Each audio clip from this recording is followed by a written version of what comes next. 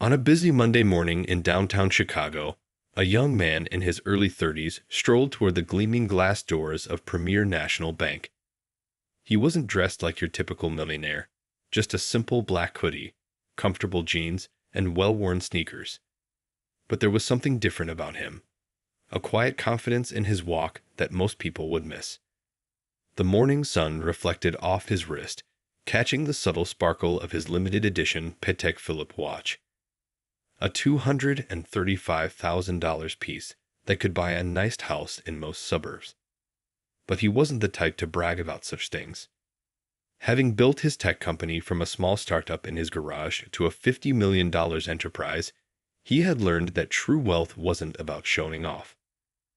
As he pushed through the heavy glass doors, the cool air conditioning hit his face. The bank's marble floors echoed under his steps, and the usual buzz of banking activity filled the air, the soft murmur of conversations, the clicking of keyboards, and the whirring of counting machines. He took a moment to observe his surroundings.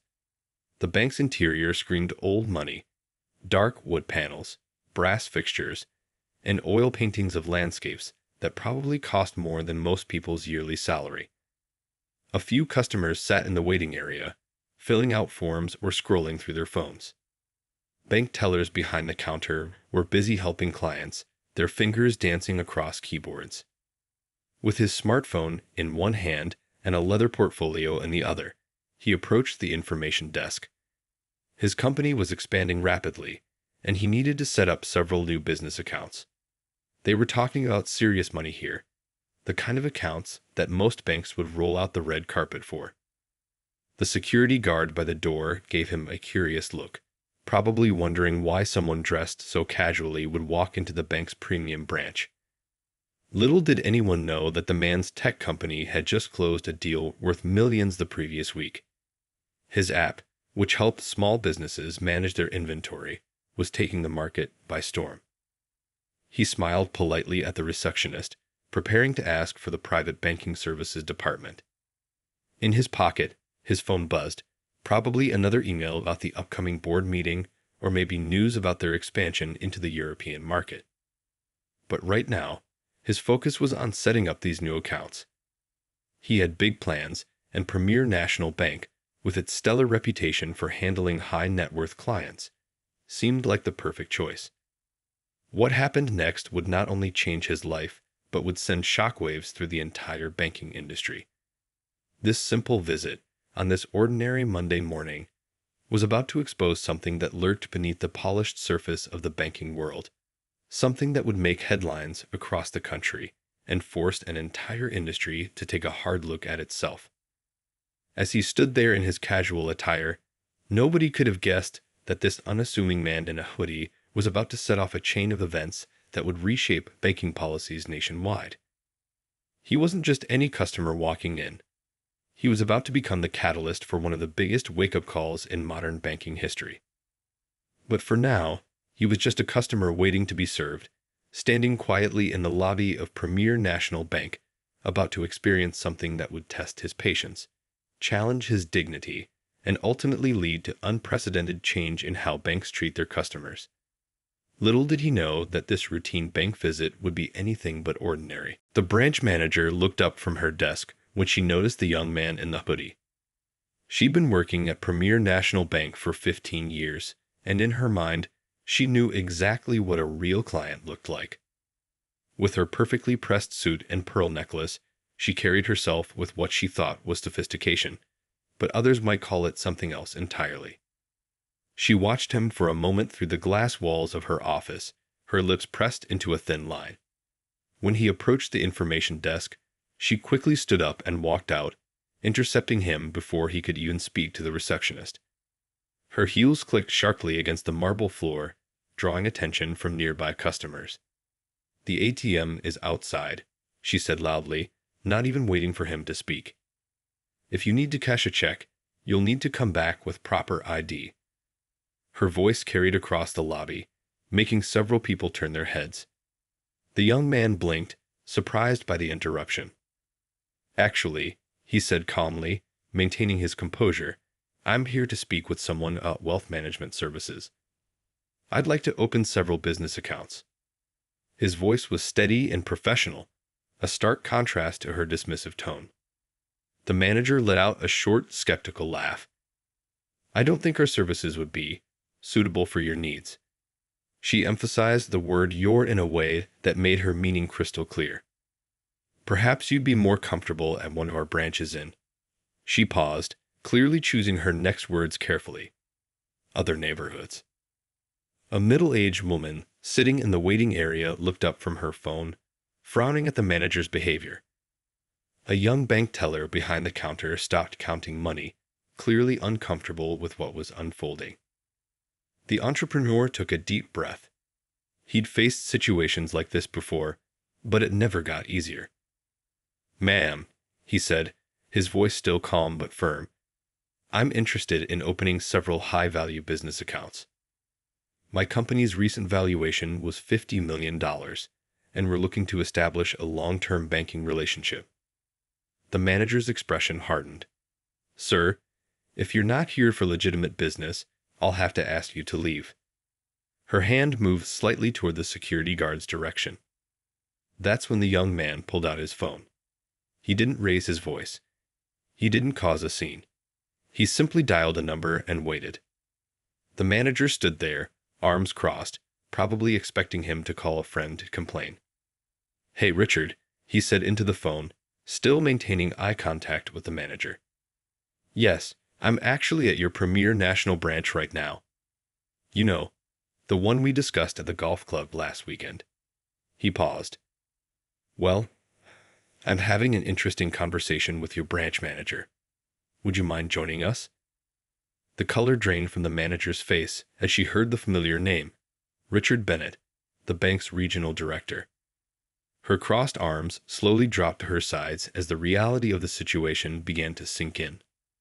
The young man listened to the phone for a moment more. 20 minutes. Perfect. And yes, please do bring Mrs. Chen from the diversity office. I think we all need to have a conversation about what just happened here. By now, the lobby had grown quiet. Everyone was watching this scene unfold. The security guard had moved closer, but seemed unsure what to do. The manager's face had gone from pale to slightly green. I'll just wait right here, the young man said, taking a seat in one of the plush lobby chairs. He opened his leather portfolio, pulled out a copy of the Wall Street Journal, and began reading calmly, as if he had all the time in the world. The branch manager stood frozen in place, suddenly realizing that her 15-year career might have just gone up in smoke, all because she couldn't see past her own prejudices. The next 20 minutes were about to feel like the longest of her life, and this was only the beginning of what would become a turning point in banking history. The tension in the bank lobby was thick enough to cut with a knife. Every tick of the large wall clock echoed like a thunderclap as everyone waited. The young entrepreneur sat calmly reading his newspaper, while the branch manager paced nervously behind her desk, repeatedly straightening items that were already perfectly aligned. Through the glass doors, two figures rushed in exactly 18 minutes later. The first was a distinguished-looking man in his 60s, slightly out of breath, his silver hair slightly disheveled from hurrying. Behind him came an elegant woman in a navy business suit, carrying a tablet and wearing an expression that meant business. The young man folded his newspaper and stood up with a warm smile. Richard, he said, extending his hand to the older man. Thank you for coming so quickly.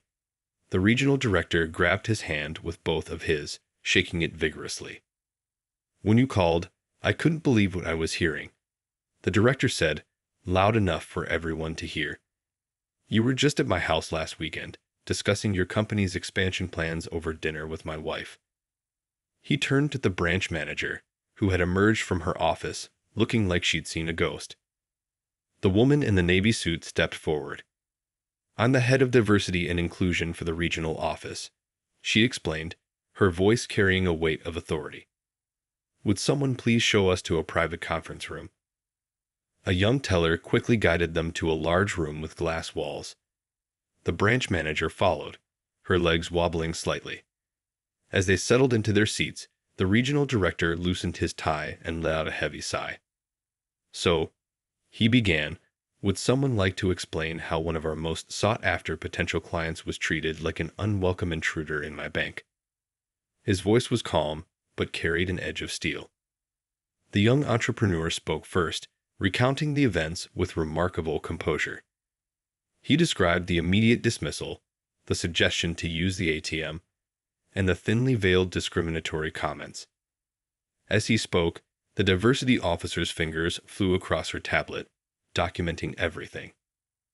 What makes this particularly concerning, the regional director added, turning to the branch manager, is that we've been courting his company for months. Do you realize his app is revolutionizing how small businesses handle their inventory? The Wall Street Journal featured him last month. The branch manager's face cycled through several shades of pale. I had no idea, she stammered. He wasn't dressed like. Like what? The diversity officer interrupted sharply. Like success has a uniform. The young man pulled out his phone and played a short video. One of the customers had recorded part of the interaction. The audio was clear. Perhaps you'd be more comfortable at one of our branches in other neighborhoods. The regional director put his head in his hands. In all my 30 years of banking, he muttered. He looked up at the young entrepreneur. I can't even begin to apologize enough.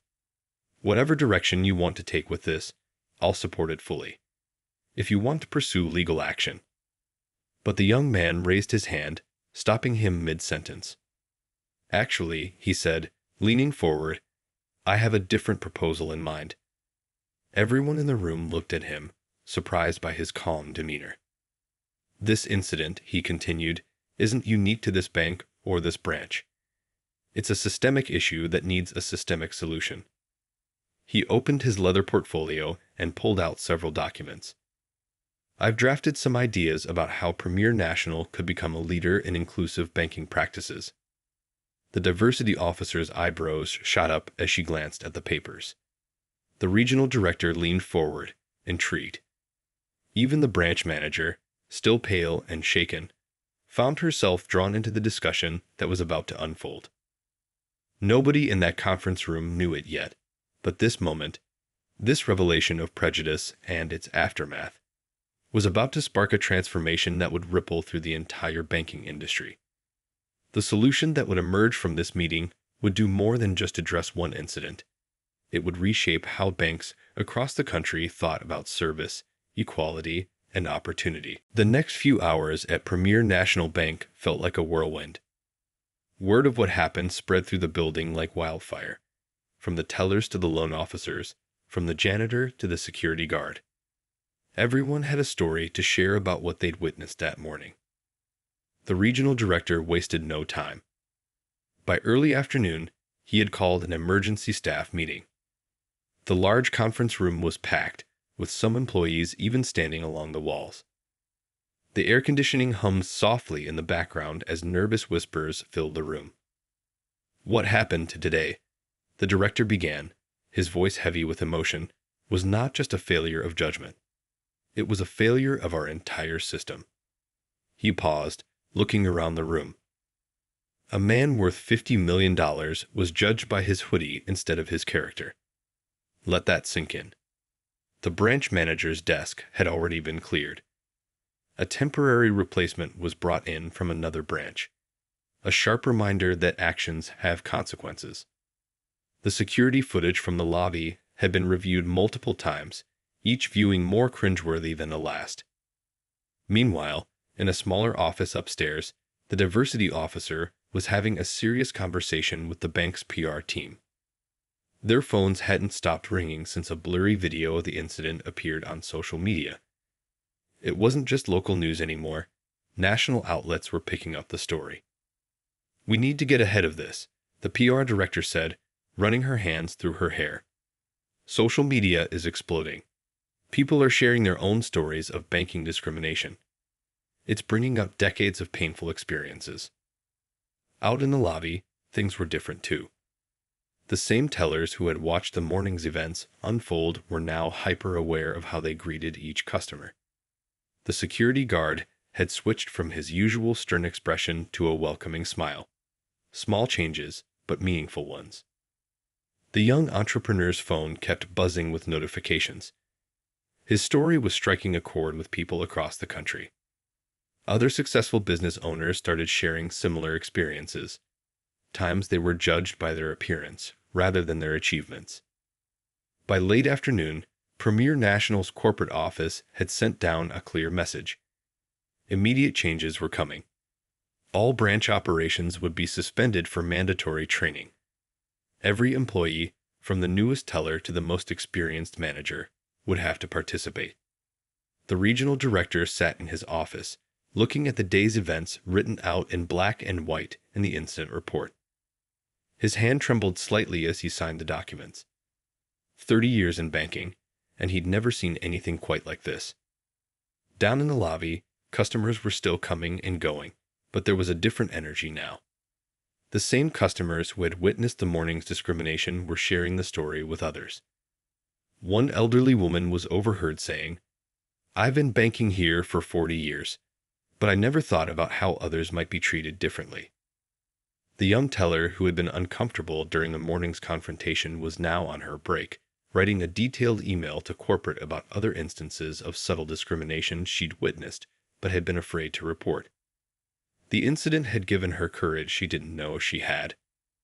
Late in the day, the cleaning crew arrived to find extra security in place. News vans were parked outside, hoping to catch a glimpse of anyone involved in the story. Inside, a team of corporate trainers was already setting up for tomorrow's emergency sensitivity training. The temporary branch manager sat at her new desk, reviewing the day's reports. She picked up a framed quote that had been left behind. "Judge not by appearances." With a slight shake of her head, she dropped it into the trash. Tomorrow, they would start fresh. As the sun set on that eventful day, no one at Premier National Bank could deny that things would never be quite the same. What had started as a routine Monday morning had turned into a wake-up call that would echo through the halls of banking institutions across the nation. And this was just the beginning. By the next morning, the story had exploded. The shaky cell phone video of the incident had been viewed millions of times. News channels kept playing that crucial moment when the branch manager suggested the young millionaire should go to other neighborhoods. Every replay made viewers' blood boil a little more. Social media was on fire. The hashtag #BankingWhileBlack started trending, with thousands sharing their own stories of discrimination. Some were recent college graduates who'd been denied basic accounts despite having good jobs. Others were successful business owners who'd been questioned about their money's legitimacy. Each story added fuel to the growing fire. Premier National Bank stock took a nosedive as soon as the markets opened. The numbers on the trading screens kept dropping, painting a clear picture of how seriously the public was taking this incident. Major investors were calling emergency meetings, demanding to know how the bank planned to address this crisis. The young entrepreneur's phone wouldn't stop ringing. Morning shows wanted interviews. Business magazines wanted cover stories. But he turned them all down, choosing instead to post a simple message online. "This isn't about me. It's about a system that needs to change." Inside the bank's headquarters, the crisis management team had been working through the night. Coffee cups littered the conference room table as tired executives pored over drafts of public statements. None of them seemed quite right, too corporate, too defensive, or not apologetic enough. "We can't just say sorry and move on," one executive argued, his tie loosened after hours of debate. "People want real change, not just words." Meanwhile, other banks started feeling the heat. Customers everywhere were asking uncomfortable questions about their diversity policies. How many minority executives did they have? What were their lending practices in different neighborhoods? The ripple effect was spreading fast. Former employees of Premier National began speaking out too. A retired teller shared how she'd been reprimanded years ago for spending too much time with customers from certain backgrounds. A former loan officer revealed how applications from minority business owners were often scrutinized more heavily than others.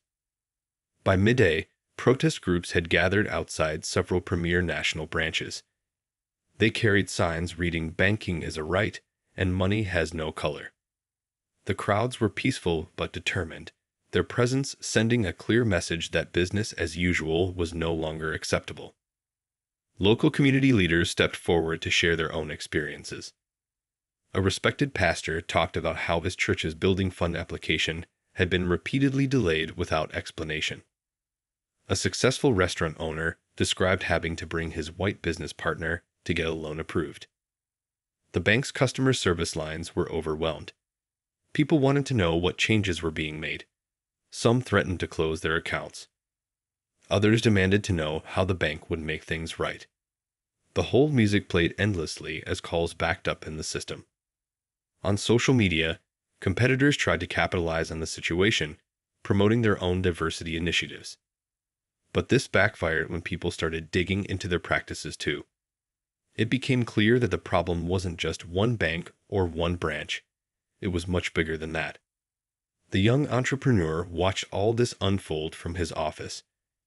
His phone showed hundreds of unread messages, including several from other major banks, suddenly eager to earn his business. But he had bigger plans in mind. He spent the afternoon drafting a proposal, not just for one bank, but for the entire banking industry. As evening approached, Premier National's board of directors called an emergency meeting. The bank's reputation was in shambles, their stock was still falling, and the public wanted answers. They needed more than just damage control. They needed a complete overhaul. Nobody in that boardroom could have predicted how a simple bank visit would trigger such a massive response. But as they gathered to discuss their next steps, one thing was crystal clear: the banking industry would never be the same again. The question wasn't whether to change anymore, it was how much, how fast, and how deep those changes would go. 1 week after the incident, the young entrepreneur sat in Premier National's main boardroom, surrounded by the bank's top executives. Instead of a hoodie, he wore a simple black sweater, not because he felt pressured to change, but because it was chilly in the room. The irony wasn't lost on anyone. "You could sue us," the bank's president said, breaking the silence. "You'd win, and it would be completely justified." The other executives nodded grimly. Their legal team had already prepared for the worst. But the young tech founder simply opened his laptop. "Lawsuits make headlines," he said, his voice calm and measured.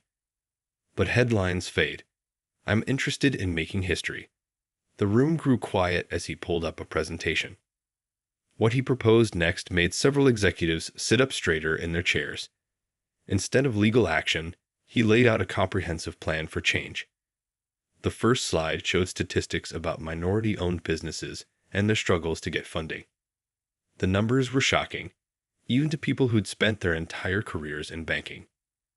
"Here's what I propose," he said, clicking to the next slide. Premier National becomes the first bank to create a $500 million fund specifically for underserved entrepreneurs. Not as charity, as investment in untapped potential. He went on to outline a program that would revolutionize how banks handle diversity. It wasn't just about sensitivity training, though that was part of it. His plan included mentorship programs, community outreach, and a complete overhaul of the loan approval process. But that's just the beginning, he continued, his passion evident in his voice. We create a banking fellowship program. Bring in young people from different backgrounds, train them in finance, and create the next generation of banking leaders. One executive raised her hand. "This would cost millions," she said, though her tone suggested intrigue rather than dismissal. The young entrepreneur smiled. "How much has your stock dropped in the past week?" The room grew quiet again. Sometimes doing the right thing is also the smart thing. He pulled up another slide showing social media reactions to the incident. "People aren't just angry about what happened to me," he explained. "They're angry because they see themselves in this story.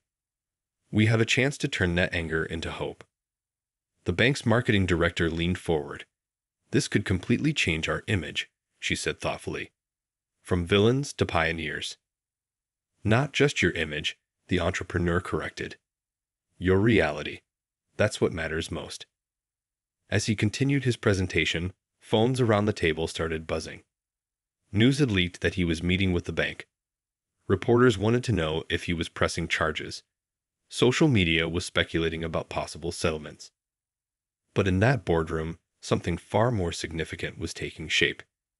The entrepreneur pulled up his final slide. A timeline for implementing these changes. It was ambitious, but achievable. You have two choices, he concluded. You can write me a check, issue an apology, and wait for the next incident. Or you can work with me to make sure there isn't a next incident. The bank president stood up slowly. He walked to the window, looking out at the city below. After a long moment, he turned back to the room. How soon can we start? The young entrepreneur closed his laptop with a satisfied smile. We already have. Every minute we spend planning is a minute closer to change. As the meeting wrapped up, the executives began making calls. Legal needed to draft new policies. HR needed to revamp hiring practices. Marketing needed to prepare announcements. But more importantly, every person in that room had just witnessed something remarkable. The moment when a crisis turned into an opportunity. Outside, the sun was setting over the city. The young entrepreneur packed up his laptop, knowing that tomorrow would bring a new set of challenges. But for now, he had accomplished something significant. He had turned a moment of discrimination into a catalyst for change, not just for one bank, but potentially for an entire industry. 3 months after the infamous incident, Premier National Bank's main branch looked very different. The old, stuffy portraits on the walls had been replaced with vibrant artwork from local artists of all backgrounds. But the changes went far deeper than just decoration. The young entrepreneur walked through the lobby, now accompanied by the bank's new chief diversity officer, a position created as part of his proposed changes. They watched as a small business owner, wearing a traditional African dress, sat comfortably with a loan officer, discussing her restaurant expansion plans. 6 months ago, she might have been turned away, the diversity officer whispered. Today, she's getting a fair shot at her dreams. The entrepreneur nodded, remembering his own experience in this very lobby. In the training room downstairs, something remarkable was happening. Bank employees sat in a circle, sharing stories and experiences. A teller spoke about her own biases and how she was working to overcome them. Others listened, not with judgment, but with understanding. This wasn't your typical corporate training. It was real people having real conversations. The bank's new mentorship program was already showing promising results. Young professionals from diverse backgrounds were learning the ins and outs of banking, while bringing fresh perspectives to an old industry. One mentee had already proposed a revolutionary mobile banking solution designed specifically for small neighborhood businesses. Upstairs, the board of directors reviewed the latest numbers. The $500 million fund for underserved entrepreneurs had approved its first wave of loans. The default rate, 0. The success stories, mounting. One funded business had already created 30 new jobs in a struggling neighborhood. Our competitors thought we were crazy, the bank president said, looking at the reports. Now they're scrambling to catch up. It was true. 3 other major banks had announced similar initiatives in the past month alone. The changes weren't always easy. Some longtime employees resisted the new direction. A few even quit. But for every person who left, 3 new eager faces arrived, drawn by the bank's commitment to real change. In the Community Outreach Center, a new addition to the bank, free financial literacy classes were packed. People who'd never felt comfortable in a bank before were learning about investments, savings, and building credit. The classes were taught in multiple languages, with translators available when needed. The young entrepreneur sat in on one of these classes. He watched as an elderly woman learned how to use online banking for the first time, her face lighting up when she realized she wouldn't have to take 3 buses to cash her checks anymore. The bank's technology was changing too. New AI systems for loan approvals were carefully designed to eliminate historical biases. Applications were now reviewed based on real potential, not just traditional metrics. The results were eye-opening. Businesses that might have been rejected before were thriving with their new funding. Local community leaders, once skeptical of the bank's promises, were now regular visitors. They helped identify needs in their communities and worked with the bank to develop solutions. One leader brought tears to everyone's eyes when he shared how a young man in his neighborhood had opened his first bank account at age 45. The former branch manager, who had discriminated against the entrepreneur, had gone through extensive training. She now traveled to other banks, sharing her story as a cautionary tale and an example of how deeply ingrained biases could blind someone to their own prejudices. By late afternoon, the entrepreneur sat in what was once the conference room where he'd faced discrimination. Now it was a community meeting space with comfortable chairs and walls covered in success stories from the new lending program. A young bank employee knocked on the door. "Sir," she said excitedly, "the first graduation ceremony for our fellowship program is ready to begin." As he walked toward the ceremony, he passed the spot where he'd stood that fateful day, reading his newspaper while waiting for the regional director. Now that spot had a small plaque. "Change begins here." The implementation of these changes wasn't just about policies or programs. It was about changing hearts and minds, one person at a time. And as he watched the first class of fellows receive their certificates, the entrepreneur realized that sometimes the worst moments in life could lead to the best changes, if you were brave enough to seize the opportunity. 1 year had passed since that life-changing morning at Premier National Bank. The transformation was nothing short of remarkable. Walking into any branch now felt different, not just because of the diverse faces behind the counters, but because of the genuine warmth that greeted every customer who walked through the doors.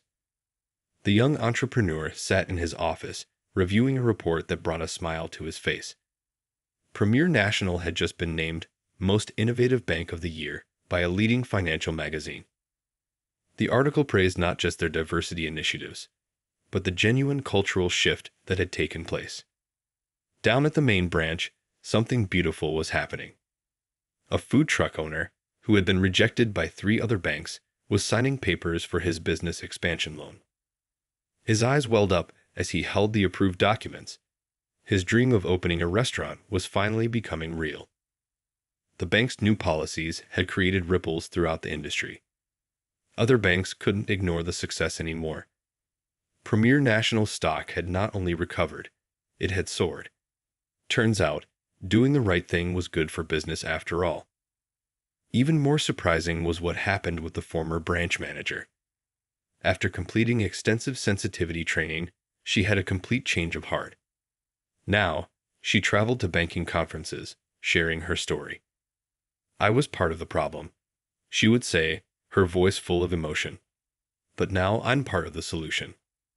The lending program had transformed hundreds of lives. A grandmother who made amazing pies had opened her first bakery. A mechanic had expanded his shop, hiring 5 new employees from the neighborhood. A small bookstore had finally gotten the funds to add a coffee shop. Each success story added to the bank's growing reputation. The fellowship program was thriving too.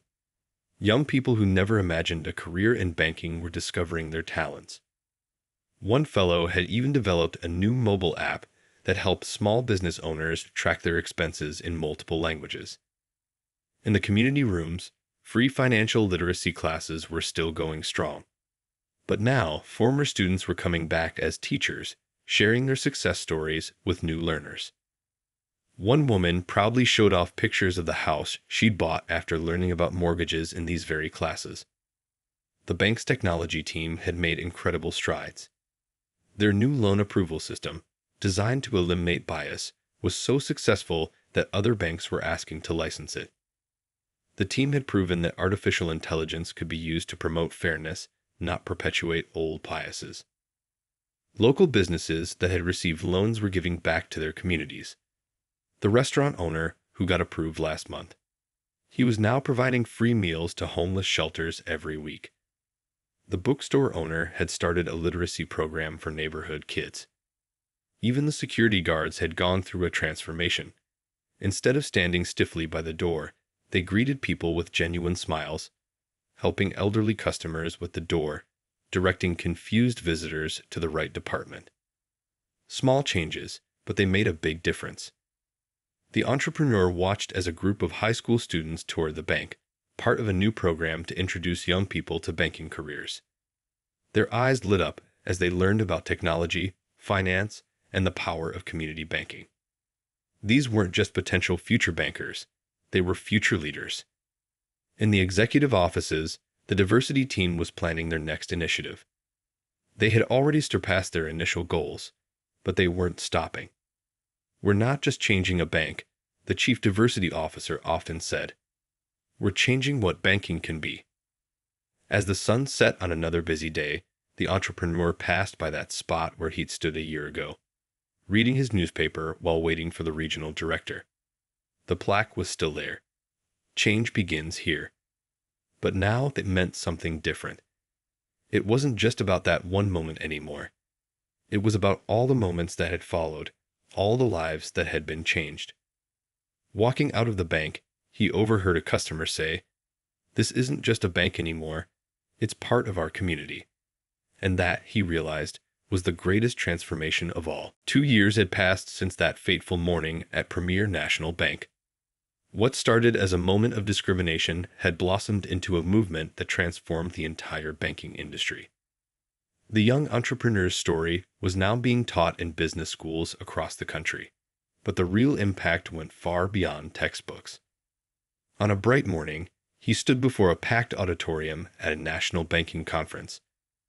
Looking out at the sea of faces, faces of all colors, ages, and backgrounds, he could hardly believe how much had changed. 2 years ago, I walked into a bank wearing a hoodie, he began. The audience leaned forward, many already familiar with the story. Today, I'm here to tell you not just what happened next, but what happens when we turn pain into progress. The numbers told an amazing story. Over 5,000 minority-owned businesses had received funding through Premier National's new programs. Those businesses had created more than 20,000 jobs. The bank's innovative approach had been adopted by 30 other major banks, creating a wave of positive change across the country. But the real stories were about people. Like the young woman who used to clean offices at night and now owned a successful cleaning company with 50 employees. Or the father of 3 who turned his food truck into a restaurant chain, creating opportunities for other aspiring chefs. The bank's fellowship program had graduated its second class, and the results were incredible. Former fellows now held key positions in banks across the country, bringing fresh perspectives to an industry that desperately needed change. One of them had even started her own community credit union. Premier National's training programs had become the gold standard in the industry. Banks from as far away as Europe and Asia were sending representatives to learn how to create real, lasting change in their organizations. The case study had been translated into 12 languages. The foundation that grew from this incident had already helped over 10,000 people learn financial literacy. Free classes were now available in community centers, churches, and schools across the country. People who'd never had a bank account were now teaching their children about saving and investing. Technology played a huge role in the transformation. The bias-free lending algorithm developed at Premier National was now being used by banks worldwide.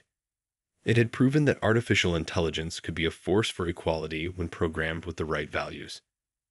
The former branch manager had become an unexpected ally in the fight for change. Her powerful speeches about confronting and overcoming bias had touched thousands. "We can't change the past," she would say, "but we can certainly change the future." Community impact went far beyond banking. Neighborhoods that had been banking deserts now had thriving financial centers. Small businesses that never would have gotten a chance before were becoming local success stories. The ripple effects touched everything from education to housing. The entrepreneur's tech company had grown too, but he found himself spending more and more time on his new passion, making finance accessible to everyone. His foundation was now working on a revolutionary mobile banking system designed specifically for underserved communities. Walking through a neighborhood that had been transformed by these changes, he stopped to watch kids playing near a new community center, built by a construction company that got its first big break through one of Premier National's loans. The owner was now mentoring other contractors, passing on the opportunity he'd been given. As the sun set on another day of progress, he received an email that brought tears to his eyes. A young person wrote about how the changes at Premier National had inspired them to pursue a career in finance. "You showed us that one person can change an entire system," the email read. Standing in front of his office window, looking out at the city lights, he reflected on how a moment of discrimination had led to a movement of transformation. The legacy wasn't just about banking. It was about showing the world that change is possible when people dare to demand better. And somewhere in that city, another entrepreneur in a hoodie walked into a bank, was greeted with respect, and got the chance they deserved. That, perhaps, was the greatest legacy of all.